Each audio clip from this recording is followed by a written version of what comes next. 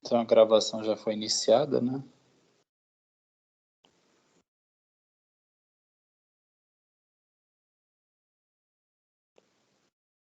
Microfone ligado, gravação iniciada. Então, vamos começar, pessoal. Então, fazendo uma pequena revisão do que a gente viu aula passada, né? Primeiro, a gente tem que... né, a gente viu que nós temos 4 agentes na nossa economia, né? Aí a gente vai tratar, né, a gente vai fazer as análises macroeconômicas baseadas primeiro em 2 agentes, que vai ser exatamente as famílias e as firmas, né, as empresas. Depois nós vamos fazer essa análise para 3 agentes, a gente vai incluir o governo, e por último a gente vai incluir o restante do mundo, né, que vai ser responsável pelas exportações e pelas importações, né. Essa é a equação número 1 que eu coloquei ali em cima, ela é exatamente a equação para o PIB, né, ou para a demanda agregada, né, considerando os 4 agentes, né. E a gente sempre vai ter essa equação, né, que tudo que é produzido vai ser tudo que vai ser demandado, ou seja, tudo que for produzido vai ser consumido. Só que tudo que for consumido vai ser consumido por esses 4 agentes, né. Então, inicialmente, considerando uma economia somente com 2 agentes, né, nós vamos ter simplesmente, né, que a demanda agregada vai ser o consumo das famílias mais, digamos, o consumo das empresas, que vai corresponder ao investimento, né. Aí, quando nós adicionarmos o terceiro agente, que é o governo, né, aí nossa demanda agregada vai ser o quê? Vai ser o consumo das famílias, mais o gesão, que é o consumo do governo, mais os investimentos. Aí, quando nós adicionarmos o quarto agente, que é o restante do mundo, né, aí tudo que for produzido vai ser consumido, né, e por esses 4 agentes, né, o Czinho, que é pelas famílias, o Gzão, que é pelo governo, o I, que é o investimento das empresas, né, digamos, e o X-M, que vai corresponder ao consumo do restante do mundo, tá? Aí, quando eu estou trabalhando com economia 2 setores, minha demanda agregada, né, vai ser exatamente esse C mais I, tá vendo? Que é o consumo das empresas mais o consumo Desculpa, o Czinho, que é o consumo das famílias, mais o Izão, que é o consumo das empresas, né? Aí é interessante que esse S, que é a nossa poupança, vai ser o quê? Toda a renda recebida pelas famílias que não foi gasta com consumo, né? Aí vai ser exatamente o S, que é igual a R menos C. Aí vocês podem se perguntar, se essa renda não foi usada como consumo, né, qual foi o destino dessa renda? O destino dessa renda, então, vai ser o I, né? Por isso que a gente sempre vai ter que o investimento vai ser igual à poupança. Ou seja, tudo que não foi gasto, tudo que foi poupado vai ser gasto como investimento, né? Aqui que são esses investimentos, né? O consumo seria, por exemplo, o gasto das famílias com entretenimento, com comida, por exemplo, com uma pizza, tá? Mas aí o investimento vai ser exatamente a aquisição de bens de capitais que vai permitir com que as empresas produzem mais no futuro, né?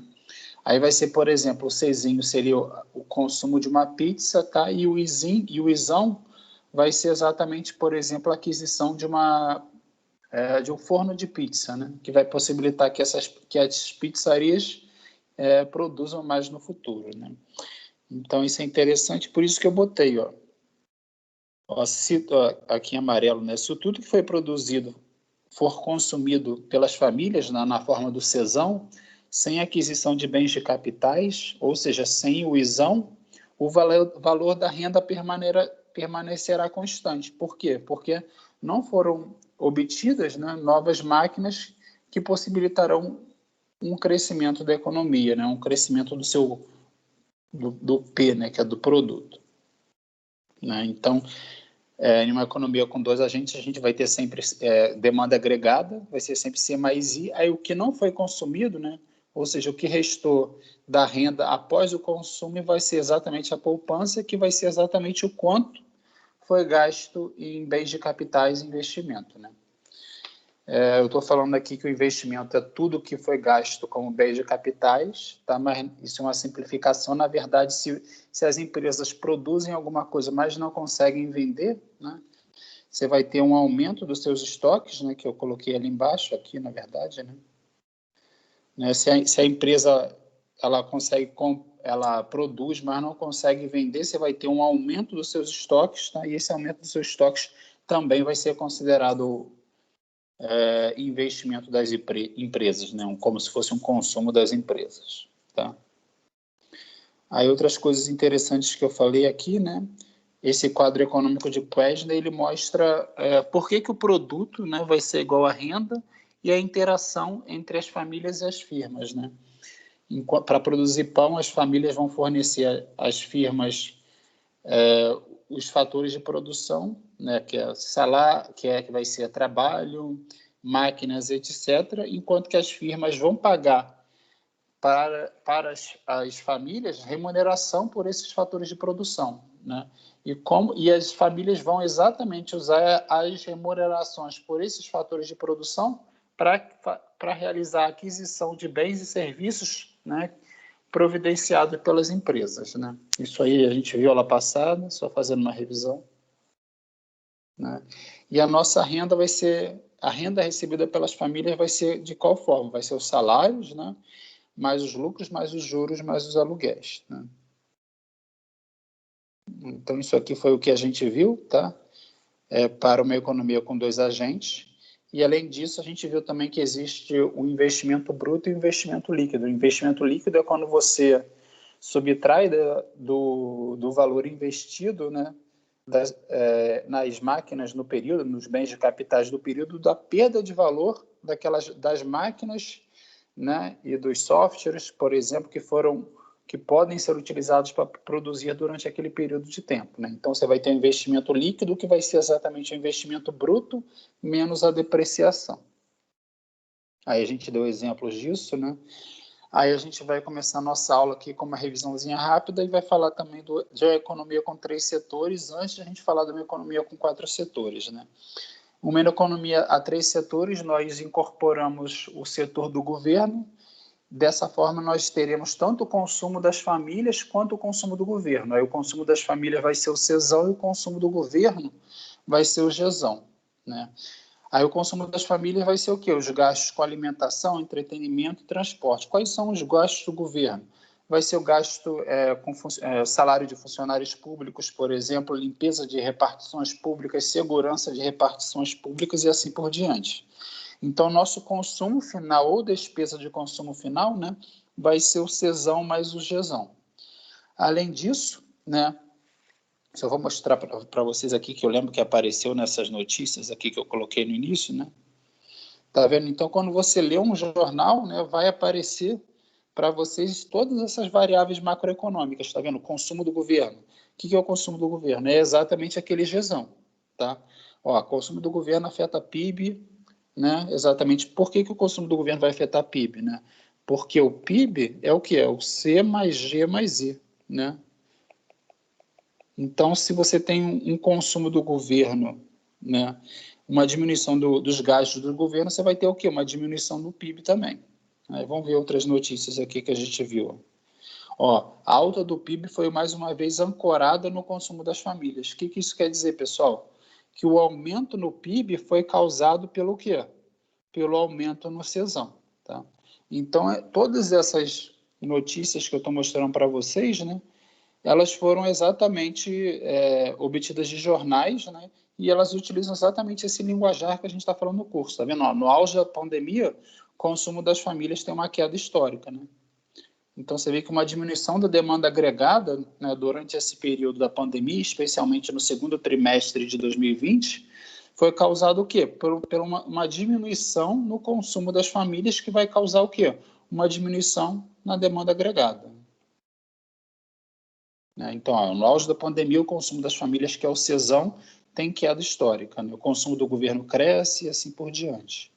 Então, todas essas variáveis que a gente está falando aqui, né, elas vão aparecer nos jornais para você. Aí, o que é o consumo final? É o consumo das famílias mais o consumo do governo, tá? Então, eu falei com vocês aqui, né, que o consumo do governo vai ser o quê? Vai ser o salário dos funcionários públicos, né, gastos com alimentação, não, desculpa, gastos com limpeza de repartições públicas, gastos com segurança, pode ser gasto também com alimentação, né, nos colégios que providenciam a marmita, não é marmita, né, mas a merenda escolar, por exemplo, né? Mas é interessante saber, né, que esse GESão, que são os gastos do governo, não incluem todas as despesas do governo, tá? Porque o governo possui dois tipos de despesa, né? Quais são os dois tipos de governo? Despesa do governo. Você tem o GESão, que são as despesas do governo, que é o consumo do governo, né? Que é exatamente esse GESão, que é salário de funcionário público, limpeza de repartições públicas, mas você também tem os investimentos do governo, que é o IG. O que são os investimentos do governo? Que são os gastos do governo quando o governo constrói uma ponte, constrói prisões, constrói hospitais, né? Constrói estradas e assim sucessivamente, né? Então, para saber o déficit do governo, né? Quanto que o governo gastou, menos o quanto que o governo gastou, se o governo gastou a mais do que arrecadou, a gente vai ter que subtrair tanto o GESão, tá? Quanto o IG, que são os investimentos do governo, né? Aí, nesse slide, agora a gente vai analisar, né, o que é a poupança do governo e qual é a receita líquida do governo, né? Ou seja, quanto que o governo arrecada. O governo vai arrecadar, que vai corresponder à receita líquida do governo, vai ser o conjunto de todos os impostos indiretos, tá? Os impostos indiretos vão ser os impostos sobre bens e serviços, que podem ser repassados para o consumidor, como o ICMS, ISS e o IPI, tá? E você vai ter o ID, que são os impostos diretos, que vão incidir sobre a renda ou a propriedade, né? Que você não tem essa capacidade de forma direta, né, imediata, repassar o custo desses impostos ao seu consumidor. Então, a receita líquida do governo vai ser os impostos indiretos, os impostos diretos e a receita originária do governo. Essa receita originária do governo é o quanto que o governo recebe, por exemplo, através dos aluguéis, né, dos imóveis públicos, e quanto que o governo recebe também na forma de dividendos, né, das empresas públicas, ou seja, conjunto de dividendos que o governo recebeu da Petrobras vai estar aqui nessas receitas originárias, tá?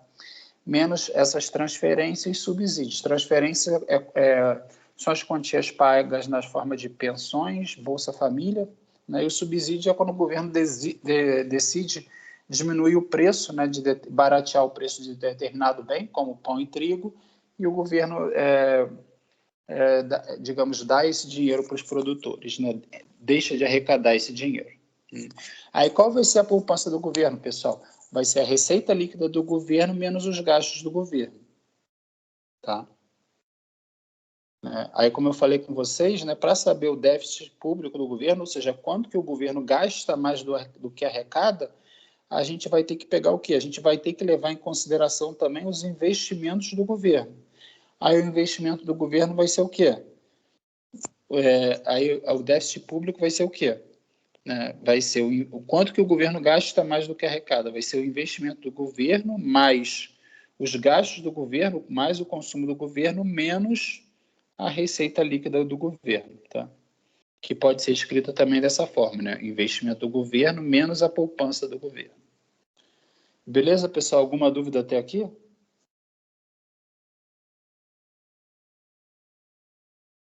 Acho que não, professor. Tá tranquilo. Beleza.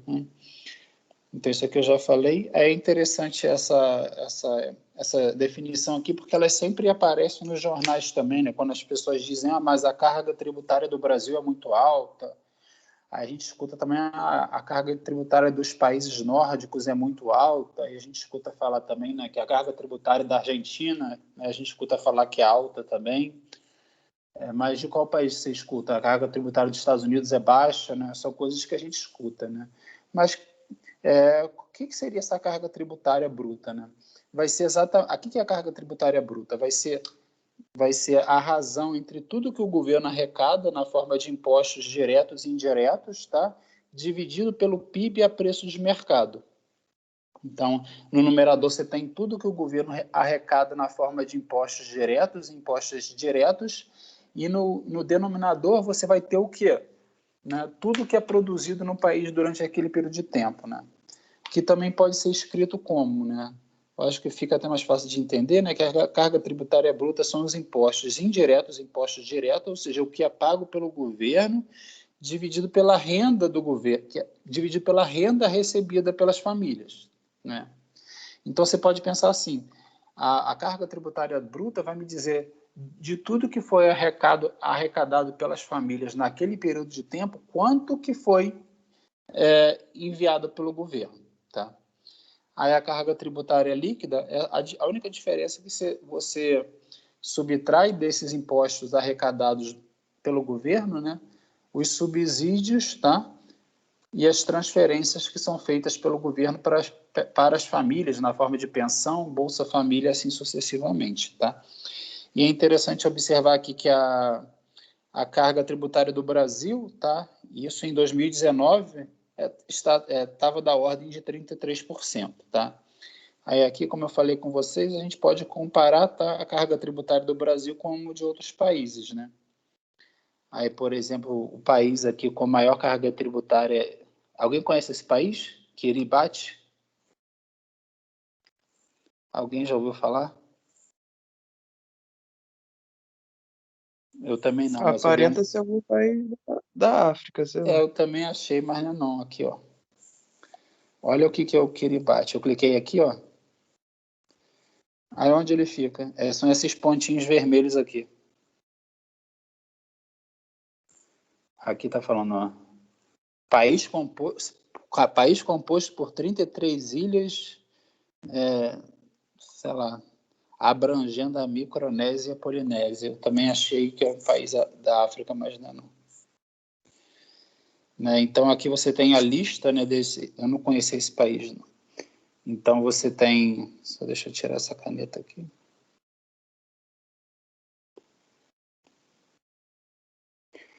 Né? Então você tem, por exemplo, aqui com alguns dados interessantes, né? Então você tem, como eu falei com vocês, né? Nesse próximo slide, eu botei o Brasil aqui, nem botei o Brasil aqui, mas dá para ver aqui. Vamos ver por essa lista primeiro, né? Então você tem o Brasil, tá vendo? Tá nesse slide aqui tá da ordem de 35%, tá? A carga tributária do Brasil, ou seja, 33% de tudo que é arrecadado pelas famílias, né, na forma de renda, é enviado pelo governo na forma de impostos. Então, essa que é a carga tributária do Brasil, né? Aí vamos comparar a carga tributária do Brasil com a carga tributária de outros países. Está aqui exatamente essa primeira coluna, tá, pessoal? Então, vamos aqui para baixo, tá? Ó, lá embaixo você pode ver aqui, né? Deixa eu ver se tem algum país interessante. Olha a carga tributária da Colômbia, né? E do Uruguai também, são bem baixas, tá vendo? O Uruguai é 23%, da Colômbia é 23% também. Estou curioso para saber qual é a carga tributária do Chile. Eu acho que deve ser bem baixa também. Ah, tá vendo a carga tributária do Chile? 18%.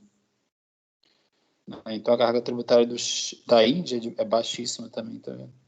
A carga tributária da Índia é 17%, né? A carga tributária do Chile é 18%, que a gente viu aqui, né? Deixa eu ver se tem algum país interessante aqui. Colômbia também é mais baixa que do Brasil, da ordem de 23%. Os Estados Unidos também é mais baixa, tá? Da ordem de 27%. Né? Japão também da ordem de 28%.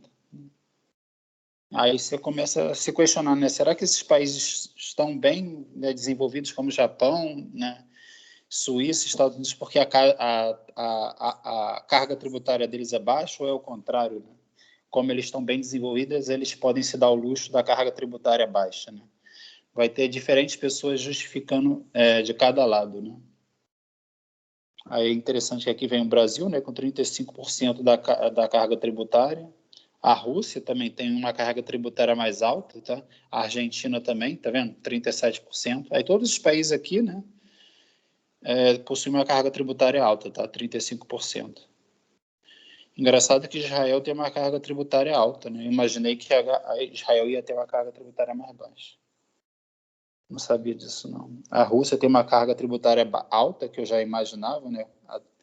Até mesmo devido aos gastos militares, né? A Argentina tem uma carga tributária alta também. Deixa eu ver. A Alemanha também. E aqui, como você já pode imaginar, daqui para cima, né, são os países nórdicos, né, que realmente possuem uma carga tributária alta, né? Tá vendo? Países nórdicos, Suécia, Noruega, Finlândia, né? Inclusive, eu já morei na Noruega. Eu lembro, assim, que eu trabalhei lá, né? Fiz uma parte do meu mestrado lá na Noruega. Aí eu lembro que eu recebia bem, mas tudo era incrivelmente caro. Então, praticamente, sei lá, 50% do seu salário vai praticamente só em imposto. Quer ver? Tá vendo? 43% de carga tributária, né? Então, tudo que você gasta, praticamente metade, né, praticamente tudo que você gasta, você recebe, né, 40% vai para o governo, né? Você vê na França, né, 44%. Aí, de certa forma, com a carga tributária dessa, né, você começa a, de certa forma, desestimular as pessoas a trabalharem mais, né? Porque você fala assim, para que eu vou trabalhar mais, né, se 50% do que eu receber eu vou ter que dar para o governo, né? Por outro lado, num país, né, como, por exemplo, sei lá, Estados Unidos, né, pelo menos ao invés de ser um terço do que você recebe vai para o governo, ou metade, né, nos Estados Unidos você ainda fica com 25%, 75% do que você recebe, né, fica com você, somente 25% vai para o governo, né? Mas do que eu vejo nas notícias, né, o presidente atual dos Estados Unidos quer mudar exatamente isso, né, aumentar um pouco a carga tributária. Vocês viram algum dado interessante aqui, pessoal? A carga tributária de Cuba é alta também, tá vendo? Como vocês poderiam ter imaginado, 42%. Algum país aqui que chamou sua atenção, pessoal? Professor, uma observação, assim, não com relação ao país específico, mas olhando isso aí, você pode concluir que, tipo assim, a carga tributária ela independe da qualidade de vida de um país, né? Porque você vê países com carga tributária muito alta, em que, tipo, isso não é revertido para a população, e outros que a carga tributária é baixa, e mesmo assim, assim, a população tem um bem-estar social bom, entendeu? Eu concordo, né? Porque você olha aqui, eu acho que aí você tem que analisar outros fatores, né? Porque você olha assim, beleza, Noruega, né, tem uma qualidade, se você olhar aquele índice de desenvolvimento humano, né? Você vai olhar assim, pô, Noruega tem um ótimo índice de desenvolvimento humano, né? Mas você olha também, da mesma forma que a Noruega tem uma carga tributária alta, né? A Bósnia e Herzegovina também tem, né? E até que, eu não sei até que ponto a qualidade de vida lá é alta, né? Você viu Trindade e Tobago, Jamaica, né? Bolívia, né? E assim sucessivamente, né? Da mesma forma, né? Com carga tributária baixa, né? Você tem países como Estados Unidos, né? Sei lá, Coreia do Sul, que eu imagino que a qualidade de vida é alta também, mas você também tem países com a qualidade de vida baixa, né? Que eu imagino, sei lá, sem qualquer preconceito, né? Mas Marrocos, Suriname, que eu imagino que tem uma carga tributária baixa, né? Mas eu imagino que o índice de desenvolvimento humano seja baixo também, né? É por aí que você falou, né?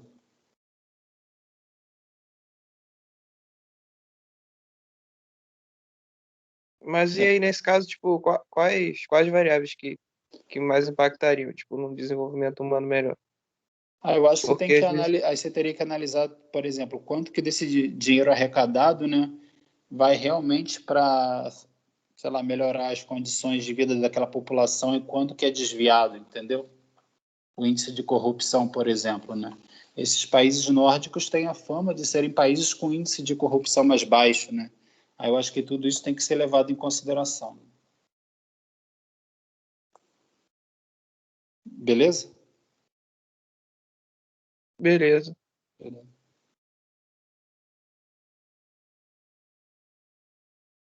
Porque, aí, por exemplo, quando você, o que eu falei até no início da aula, né, que você tem alguns dos objetivos da macroeconomia, você quer proporcionar o crescimento econômico e, ao mesmo tempo, você quer aumentar o crescimento econômico, né, e você quer diminuir a desigualdade, né, entre as pessoas, né?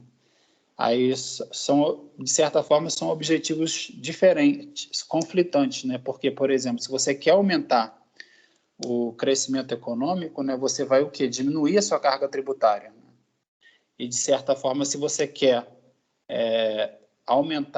diminuir a desigualdade de renda, você vai aumentar o quê? A carga tributária, né? Então, de certa forma, São dois objetivos conflitantes, né? Aí alguns países têm e tem até um vídeo interessante da Margaret Thatcher no YouTube, né, que ela fala que o objetivo dela, né, é o seguinte, o objetivo dela era diminuir a carga tributária, porque ela diria o seguinte, né, porque quando você diminui a carga tributária, você aumenta o bolo, tá? Aí você tem um grande bolo que você pode repartir entre as pessoas, tá? Aí cada pessoa fica com um pedaço grande do bolo. Então, a princípio, essa é a estratégia, por exemplo, dos Estados Unidos, quando você coloca uma carga tributária baixa, tá? Porque você está estimulando as pessoas a produzirem. Mas quando você pega aí o objetivo, né? Aí ela critica, né, os países que adotam uma carga tributária alta, por quê? Porque ela fala que você tá dividindo entre as pessoas pobres, por exemplo, mas você está dividindo um bolo pequeno, né? E ela está dizendo o seguinte: quando você tem uma carga tributária grande, né? Você está dividindo entre as pessoas um bolo pequeno, né? O objetivo dela é você aumentar o bolo o máximo possível através de uma carga tributária baixa, né?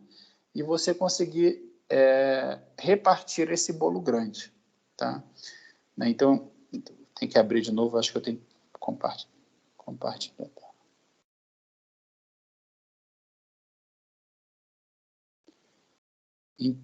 Acho que agora já está compartilhando a tela de novo, né, pessoal?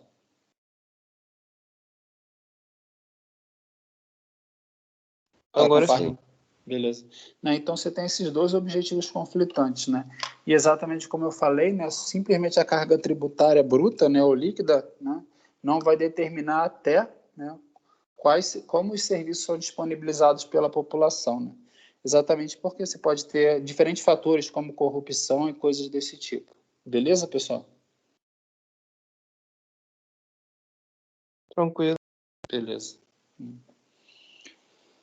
Então, a gente vai aprender. Existem diferentes noções também, da mesma forma que a gente viu que a gente tem investimento líquido, investimento bruto, né? A gente vai ter o produto, né? Que é o PIB, né? A preços de mercado, ou o PIB a custos fatores, né?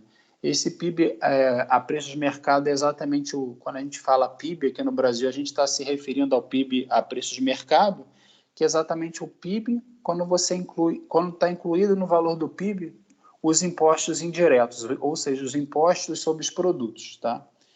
E quando a gente fala de produto a custos fatores, a gente está levando em consideração o PIB sem incluir os impostos indiretos, tá?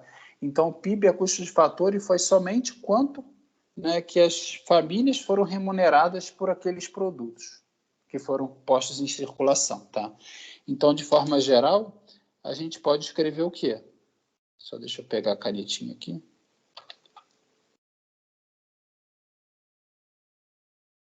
Espera aí que a caneta sumiu. Né? Então, de forma geral, a gente pode escrever o quê? Que o produto a preço de mercado vai ser o produto a custos de fatores mais o quê? Mais os impostos indiretos e menos os subsídios. Tá? Aí, da mesma forma, a renda a preço de mercado vai ser a renda a custos de fatores mais os impostos indiretos menos os subsídios. Tá? Os subsídios vão ser exatamente os fatores, por que eles são subtraídos, tá? Porque os subsídios vão ser responsáveis exatamente por diminuir o valor do produto a preço de mercado, tá, pessoal?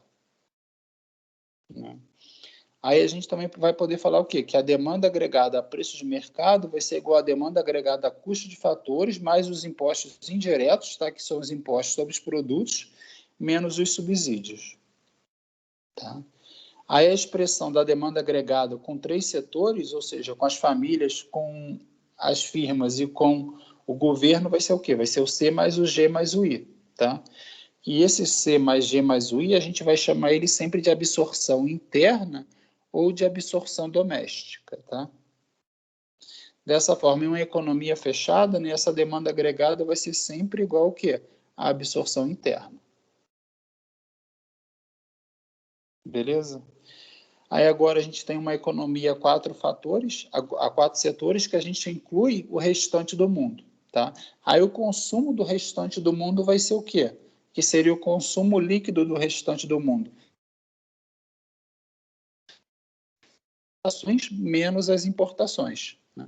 Ou seja, quando as exportações forem maiores do que as importações, aí a gente vai ter o quê? Que o restante do mundo vai estar consumindo, vai ter um consumo líquido dos produtos produzidos dentro do Brasil, tá? Né? Então, imagina imagina esse exemplo, considerando que o único consumo foi de R$ 1 dentro do Brasil, tá? E esse consumo tenha sido de um produto importado, né? Então, nesse caso, como a gente teve um consumo de R$ 1, nosso consumo foi 1, tá? Só que esse consumo tenha sido de um produto importado, tá, pessoal? Então, isso vai ter o quê? O Mzinho vai ser igual a 1. Aí, vamos calcular nossa demanda agregada? Nossa demanda agregada vai ser o quê? Vai ser C mais G mais I mais X menos M. O Czinho é 1, mas vai aparecer um menos 1 aqui, ó, da importação, tá? Então, quanto que foi demandado, né, de tudo que foi produzido dentro do Brasil?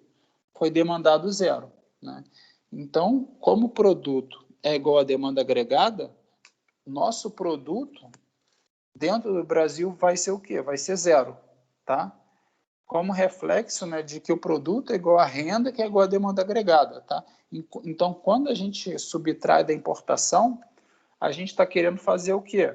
A gente quer que nosso PIB, né, calculado dessa forma, ele reflita a atividade econômica dentro do Brasil.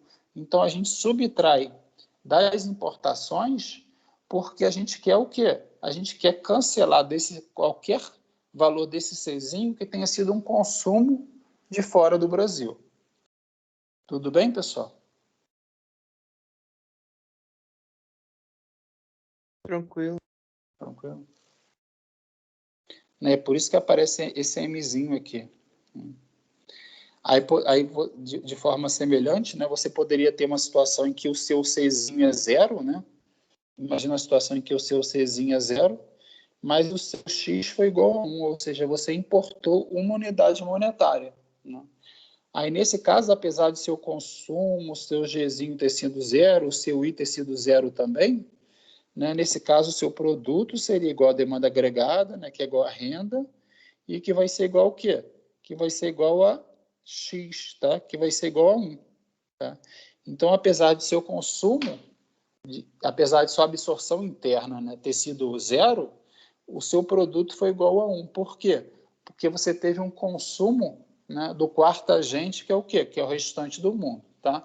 Então, o X e o M aí, né, eles vão aparecer, né, para representar qualquer consumo que tenha sido feito pelo restante do mundo, né, e qualquer consumo que tenha sido feito, digamos, por brasileiros, né, de produtos vindo do restante do mundo, tá? Então, por isso que esse Mzinho aparece como sinal negativo, tá? Para não levar em consideração no cálculo do PIB qualquer produto que tenha sido consumido pelas famílias, mas foi produzido fora do Brasil, né? O objetivo é ter uma noção, né, de quanto que foi, do quanto que foi produzido dentro do Brasil. Beleza, pessoal? Beleza. Então, aqui a gente faz uma distinção entre o que é produto interno bruto, tá? E o que é produto nacional bruto, né? Tanto que a gente sempre fala PIB, né? Esse PIB é exatamente o produto interno bruto, que é diferente do produto nacional bruto, tá? Quando a gente fala produto interno bruto, a gente está levando em consideração as fronteiras geográficas do Brasil. Então, a gente quer saber qual foi a produção realizada nas fronteiras geográficas do Brasil, tá? Por outro lado, quando a gente fala produto nacional bruto, a gente quer levar em consideração toda a produção que foi feita por nacionais, né? Ou seja, se eu tenho uma fábrica da Peugeot no Brasil, que é uma empresa francesa, essa produção realizada por uma empresa francesa do Brasil não é levada em consideração no cálculo do produto nacional bruto, tá? Mas se eu tenho uma filial da Petrobras localizada na Venezuela, tá? Como essa empresa é brasileira, e essa produção, tá, da filial brasileira da Petrobras na Venezuela, ela é incluída no cálculo do produto nacional bruto, mas ela não vai ser levada em consideração no cálculo do produto interno bruto, tá? Tá? Então, como a gente vai conseguir relacionar o cálculo do produto interno bruto com o cálculo do produto nacional bruto? O produto interno bruto vai ser igual ao produto nacional bruto mais a renda enviada ao exterior, tá?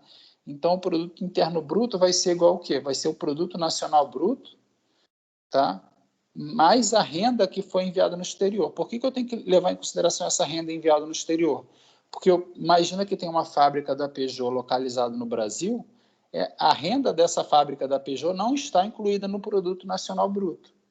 Mas essa renda deve ser incluída no cálculo do PIB, porque essa fábrica da Peugeot está localizada no Brasil. É por isso que a gente soma no cálculo do PNB o valor da renda enviada ao exterior. Tá? E aí eu vou subtrair também, tá vendo? Essa renda líquida enviada ao exterior é a renda enviada ao exterior menos a renda recebida do exterior. Tá? Então, mas eu vou ter que, para calcular o PIB a partir do PNB, eu vou ter que fazer o que também? Eu tenho que subtrair a renda recebida do exterior, tá? Que essa renda recebida do exterior, que seria a filial brasileira da Petrobras na Venezuela, ela está incluída no cálculo do PNB. Mas para obter o PIB, eu vou ter que fazer o quê? Eu vou ter que subtrair do PNB essa renda recebida do exterior. Tá? Então, aqui definindo, a renda líquida enviada ao exterior é o quê? A renda enviada ao exterior é parte do que foi produzido no Brasil. Renda enviada ao exterior é parte do que foi produzido internamente, mas não pertencem aos nacionais. Ou seja, por exemplo, são os lucros emitidos ao exterior de uma filial da Peugeot. A renda recebida do exterior é uma renda que o Brasil recebe do exterior devido à produção de empresas brasileiras que operam fora do Brasil. Tá?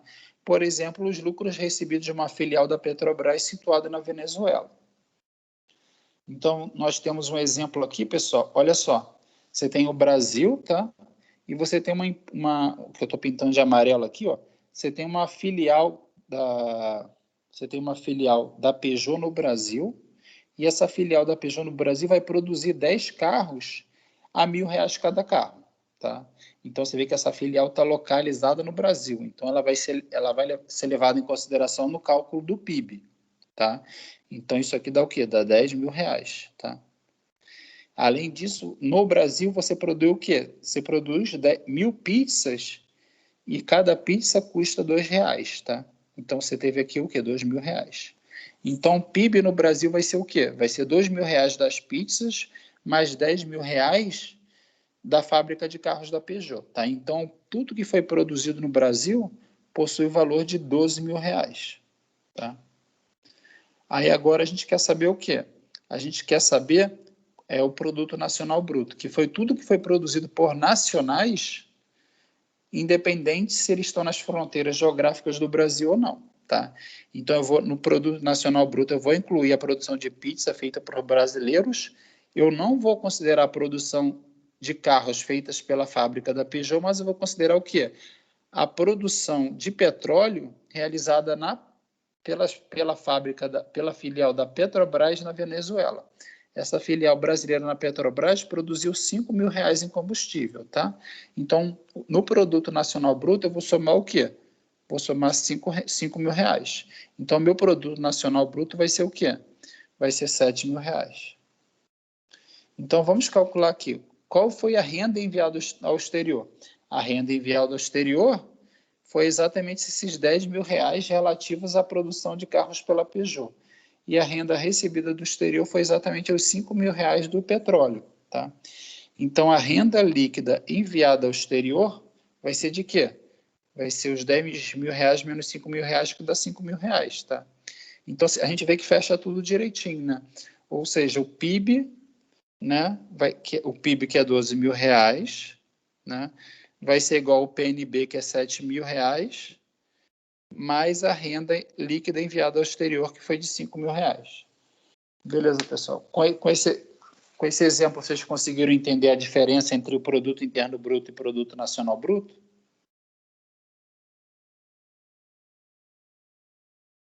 Sim, professor. Alguém tem alguma dúvida, pessoal? Então, pessoal, a gente já viu, né, quando a gente fala de produto interno bruto, né, A gente tem algumas, a gente já viu, quando a gente fala de produto interno bruto, a gente já viu que a gente está considerando, na verdade, produto interno bruto a preço de mercado, tá? Então, aqui, né, por exemplo, eu quero que vocês, como eu faço, por exemplo, pessoal, para converter o produto interno bruto, tá? Na verdade, eu tenho produto interno bruto a custos fatores, tá? Eu estou dando para vocês produto nacional líquido a preço de mercado, tá?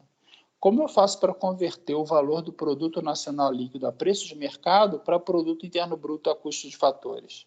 O que eu tenho que somar e o que eu tenho que diminuir aqui, pessoal?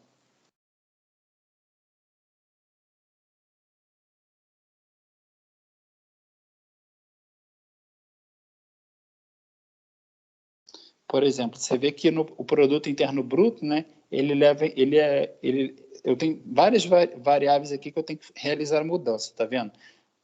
Eu quero converter o produto nacional líquido a preço de mercado para produto interno bruto a custos fatores. Então, a primeira coisa que eu tenho que fazer aqui, né, digamos, para sair do líquido e ir para o bruto, né, eu vou botar aqui, né, para sair do líquido e ir para o bruto, o que eu tenho que fazer? Eu tenho que somar a depreciação, correto?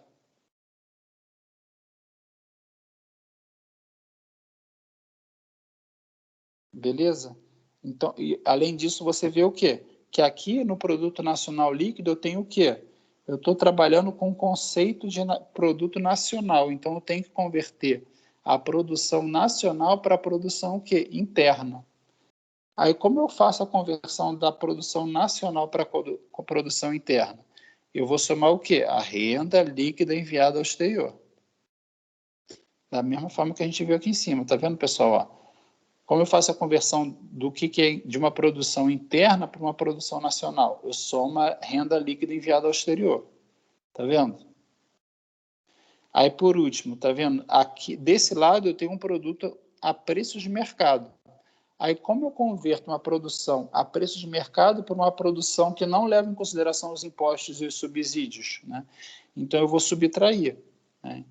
Então, vai ficar menos os impostos indiretos, né, mais os subsídios. Então, vocês conseguiram entender aqui, pessoal, como que eu fiz a conversão de um valor do produto nacional líquido a preço de mercado para o produto interno bruto a custos de fatores?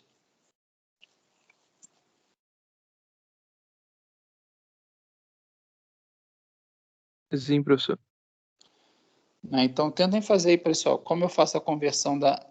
É interessante vocês observaram, pessoal, que da mesma forma, se eu pedisse para vocês fazerem a conversão, por exemplo, da renda nacional líquida a preço de mercado, tá? Seria a mesma coisa, ó. Se eu quiser fazer isso aqui, ó, PIB a custo de fatores vai ser igual à renda nacional líquida a preço de mercado, mais a depreciação, mais a renda líquida enviada ao exterior, tá? Menos os impostos indiretos, mais os subsídios. Por quê? Por que eu posso fazer isso? Porque eu sei que o produto nacional líquido a preço de mercado é igual à renda nacional líquida a preço de mercado. Tudo bem, pessoal? Então, vamos lá. Tentem fazer isso aqui para mim. Ó. Como eu faço a conversão da renda interna bruta a preço de mercado, né? Na verdade, então, vamos lá. Como eu faço a conversão? Vou botar um P aqui, tá? Como eu faço a conversão do produto nacional líquido a preço de mercado, tá? Para a renda interna bruta a preço de mercado? Que eu começo aí somando ou subtraindo o quê?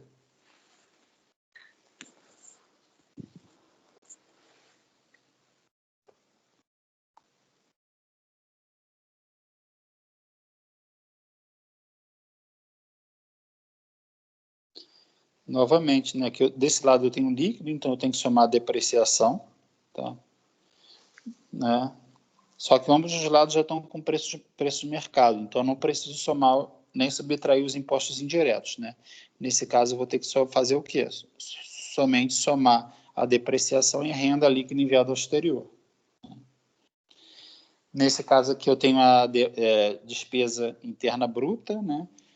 E eu quero converter a despesa interna líquida com os fatores para a despesa interna bruta a preço de mercado. Então, vai ficar a despesa interna bruta a preço de mercado é igual a despesa interna líquida a custo de fatores, né? Aí o que eu tenho que fazer? Aí eu tenho que primeiro somar os impostos indiretos, né? Menos os subsídios, né? E somar novamente a depreciação. Tudo bem, pessoal? Ficou alguma dúvida? Eu posso ir.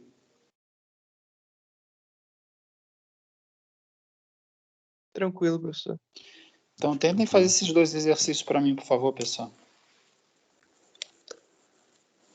Esses dois exercícios são duas questões múltipla escolha do livro.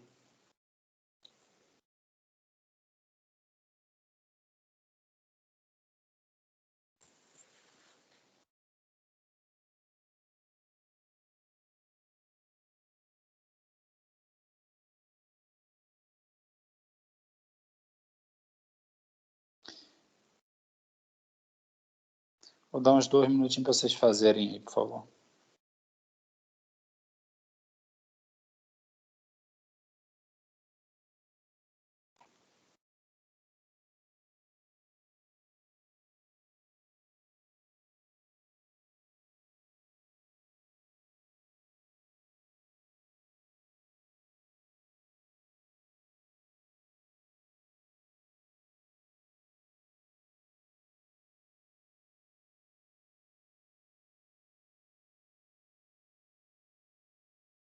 Ah, o número 1 é o quê, pessoal?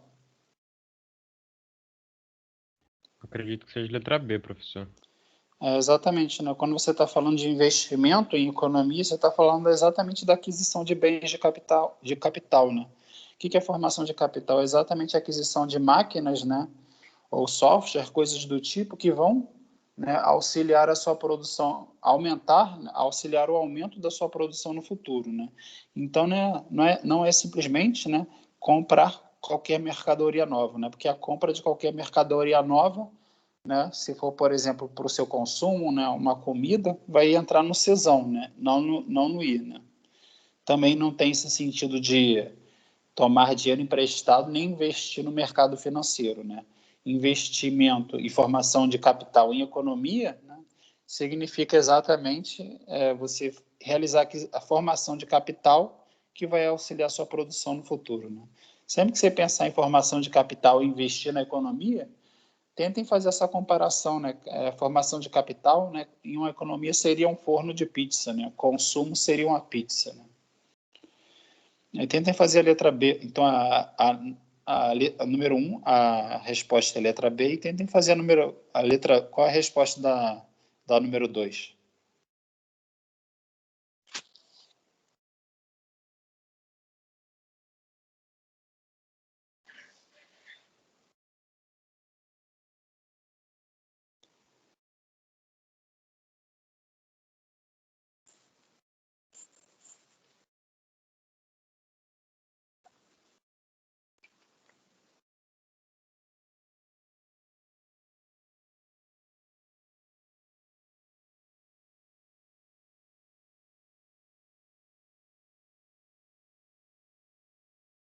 É a letra A, pessoal?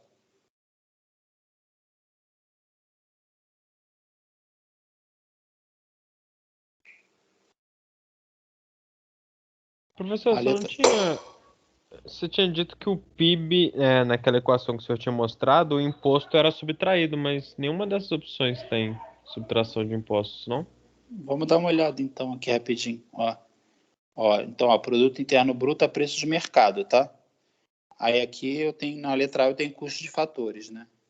Então, se eu quero fazer a conversão de preço de mercado para custo de fatores, eu deveria fazer o quê? Exatamente, eu deveria estar somando, né, os impostos, mas você vê que eu não estou, né? Na verdade, ele tá fazendo ele está somando a renda líquida enviada no exterior, né? Essa renda líquida enviada no exterior, ela deveria estar aqui somente se ao invés de produto interno, né, que fosse o quê? Produto nacional, né? Então ela está errada, né? Aí a B, né? Então a B, ó, aí a B, eu acho que a resposta é a B, né, não? Você que tinha me feito a pergunta, por que a resposta não é a B?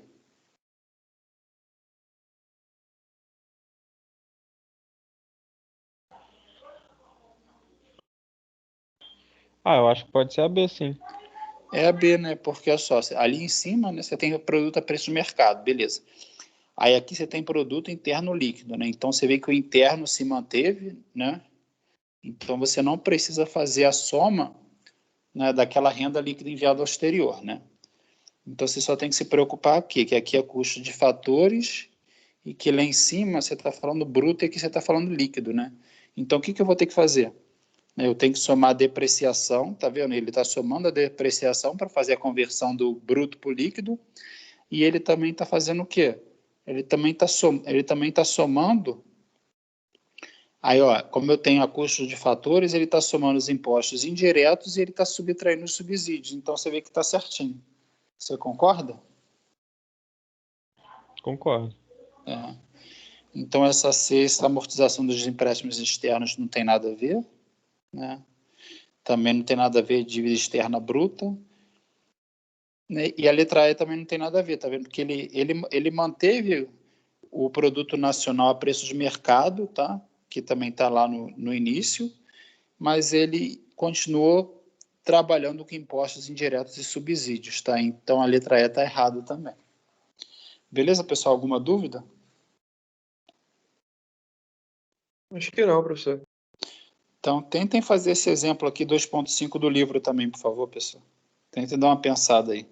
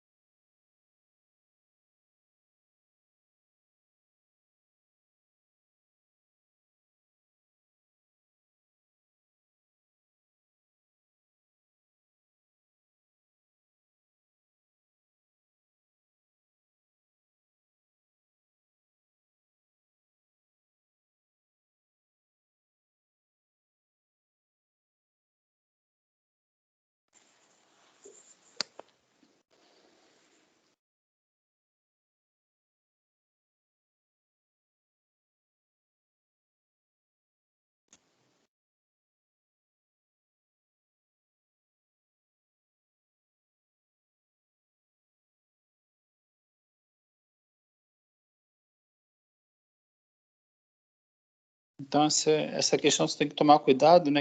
O que ele falou aqui nesse parágrafo finalzinho aqui, né?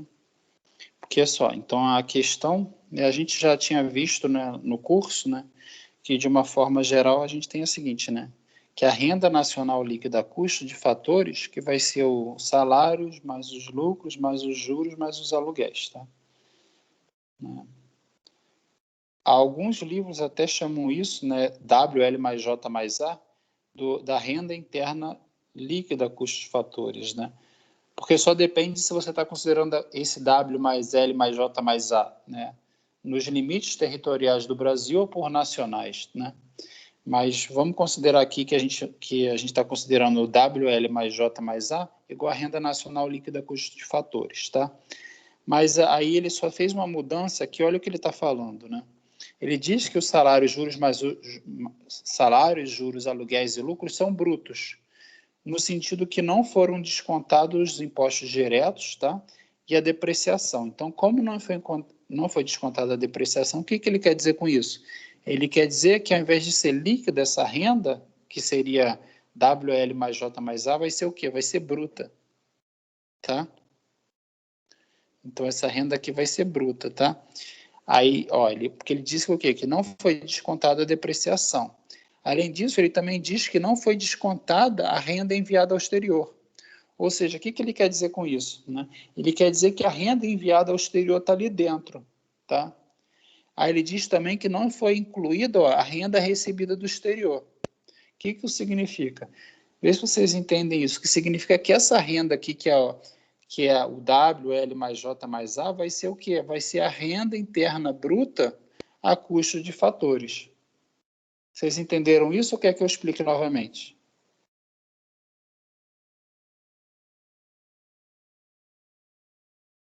Os impostos eu não preciso retirar, não?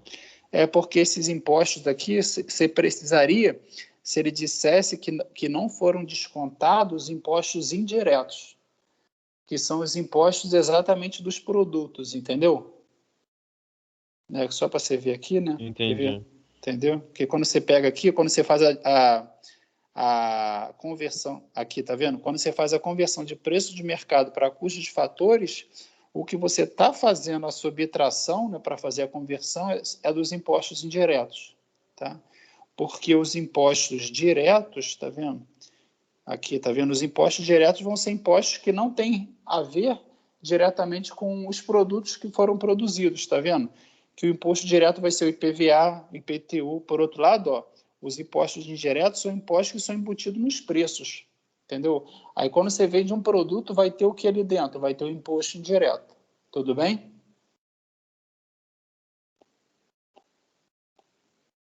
Faz sentido?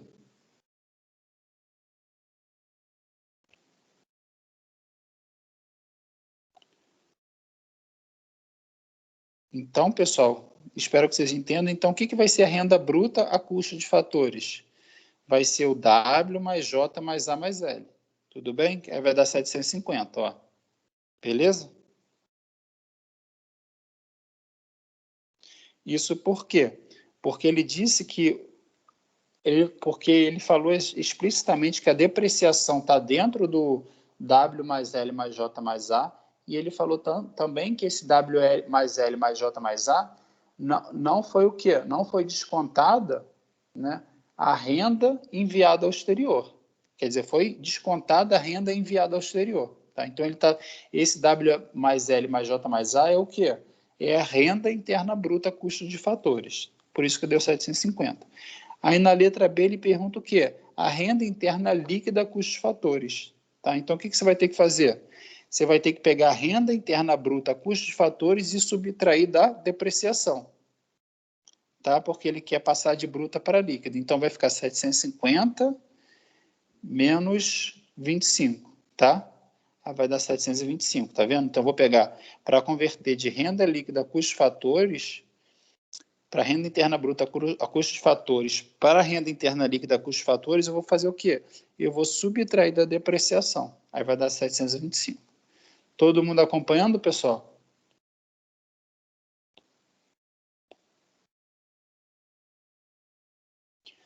Né? Então, aqui, né? Aí, na letra C, ele pergunta qual é a renda nacional líquida a custo de fatores.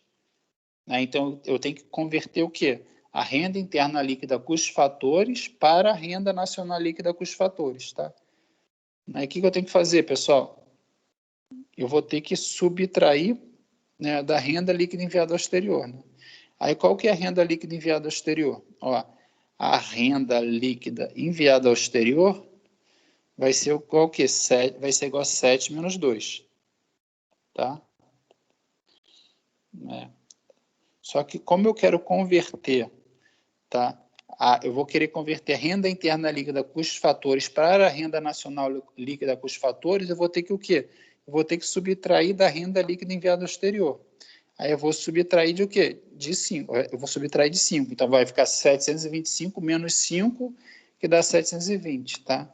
Então aqui a gente descobriu o quê? Eu descobri que a renda nacional líquida a custos de fatores vai ser igual a quanto? Vai ser igual a 720. Tá? Aí na letra B, né, na letra B ele quer saber o preço nacional bruto a preço de mercado. Tá? Aí para saber o preço nacional bruto a preço de mercado, o que eu vou ter que fazer com esses 720? Eu vou ter que somar a depreciação para converter de líquido para bruto, eu vou ter que somar os impostos indiretos e subtrair dos subsídios. Tá? Aí vai ficar ó, 720 mais 25, que é a depreciação, mais 100, que são os impostos indiretos, tá vendo? Menos os subsídios. Cadê os subsídios? Menos 10 dos subsídios, tá? Então vai ficar mais 25 da depreciação, mais 100 dos impostos indiretos, menos 20 dos subsídios, menos 10 dos subsídios. Tá? Então, vai ficar 720 mais 25 da depreciação, mais 100 dos impostos indiretos, menos 10 dos subsídios. Então, o Produto Nacional Bruto a preço de mercado vai ficar 835, que é o Produto Nacional Bruto a preço de mercado, tá? E o Produto Interno Bruto a preço de mercado vai ficar o quê? Vai ser simplesmente quando eu somar no Produto Nacional Bruto a preço de mercado, né? Quando eu somar 5, né? Que é exatamente a renda líquida enviada ao exterior. Então, o Produto Interno Bruto a preço de mercado, né? Vai ser exatamente o quê? O Produto Nacional Bruto a preço de mercado mais 5. Então, por isso que eu vou de 835 para 840, né? Aí na letra G, ele pede o índice de carga tributária bruta e líquida. Eu já sei que o produto interno bruto a preço de mercado é 840, né? Então, essa carga tributária bruta vai ser igual ao quê? Vai ser 840 no denominador, que é o PIB a preço de mercado, e no numerador eu vou ter quanto? Eu vou ter 188, tá? Que é exatamente o quê? Que é exatamente os impostos diretos mais os impostos indiretos. Tá vendo? Então, vai ficar 188. Aí, para calcular a carga tributária líquida, eu vou somar os impostos diretos mais os impostos indiretos, menos as transferências, menos subsídios, tá? Aí, para a carga tributária bruta, eu obtive o quê? Eu obtive uma carga tributária bruta próxima de 22%. Né? Beleza, pessoal? Alguma dúvida até aqui nessa resolução de exercício do livro? Você pode repetir essa letra F, professor? Então, na letra F, está vendo exatamente essa definição aqui de carga tributária bruta e carga tributária líquida. Quer ver?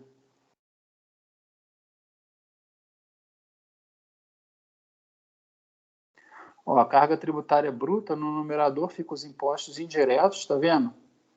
Mais os impostos diretos dividido pelo PIB a preço de mercado. Aí a diferença para a carga tributária líquida é que eu subtraio do imposto indireto e do imposto direto, né, os subsídios que foram fornecidos pelo governo para baratear determinadas mercadorias, né, e as transferências que foram feitas do governo para determinadas famílias, como pensões, Bolsa Família, coisa do tipo, tá? Então, esse é o conceito de carga tributária bruta e esse é o conceito de carga tributária líquida, né? Aí eu somente vou subtrair ali, ó. Então, você vê que a gente teve um grande esforço aqui, né, que começou na letra A, para obter o quê?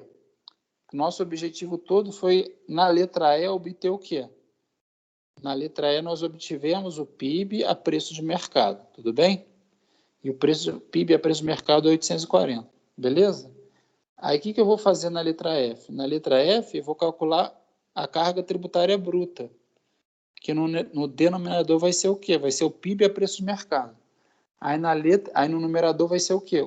Vai ser, ó, na letra A, desculpa, no numerador. No numerador vai ser os impostos indiretos mais os impostos diretos, tá vendo? Aí vai ser 188 no numerador, tá vendo? Entendi. Aí na letra G, né, eu vou querer a carga tributária líquida. Aí eu tenho que subtrair das transferências e dos subsídios, tá vendo? Aí a transferência é 40 e os subsídios é 10, quer ver? Ó, o subsídio é 10, né, e a transferência aqui, ó, que é o pagamento de aposentadoria, né, é 40. Aí é exatamente por isso que eu subtraí, tá vendo? Esse pagamento de aposentadoria aqui, pensões, Bolsa Família, são exatamente as transferências. Beleza? Beleza, professor, obrigado. Só deixa eu ver se tem uma questão que a gente pode fazer.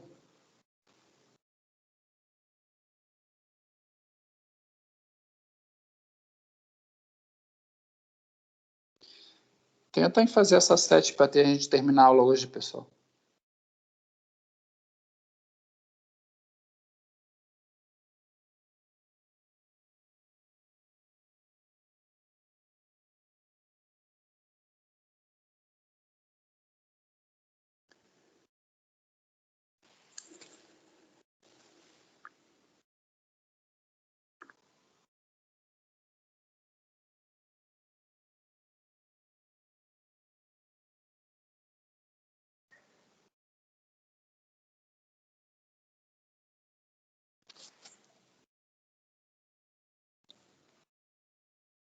Qual é a resposta da 7, pessoal? Eu acho que a letra B, professor. Né? Então, qual a fórmula que a gente tem, né? Então, nós temos que a renda líquida enviada ao exterior, né? Que é igual a renda enviada ao exterior menos a renda recebida do exterior, né? Como a renda enviada ao exterior é maior, né? Então nós temos que a renda líquida enviada ao exterior, né? É maior do que zero. Né?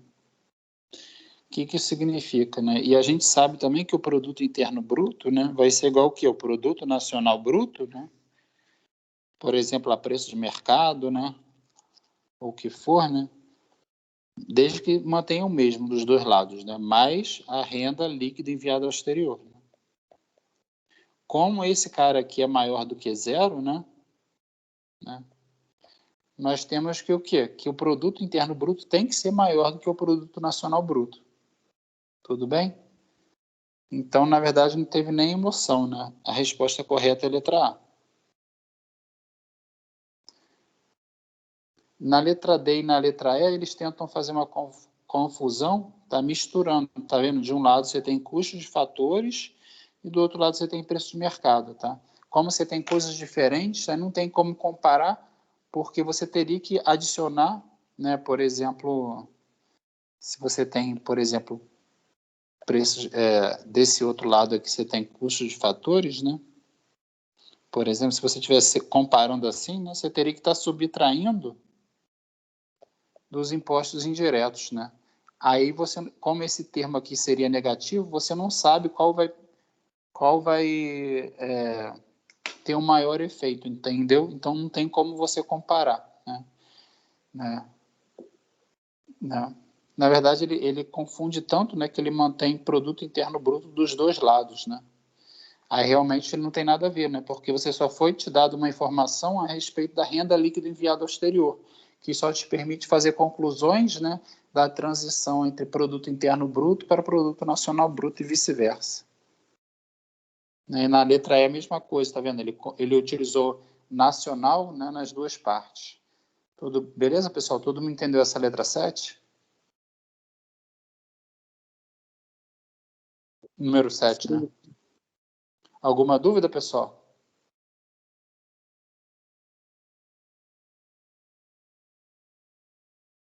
Não, professor. Beleza, pessoal. Então, a aula hoje é por aqui. Aí, semana que vem, sem falta, até semana que vem, eu vou lançar no Teams as suas notas da P1. Beleza? Beleza, professor. Beleza, pessoal. Então, até semana que vem. Tchau, tchau. Valeu, professor. Valeu, tchau. Valeu, professor.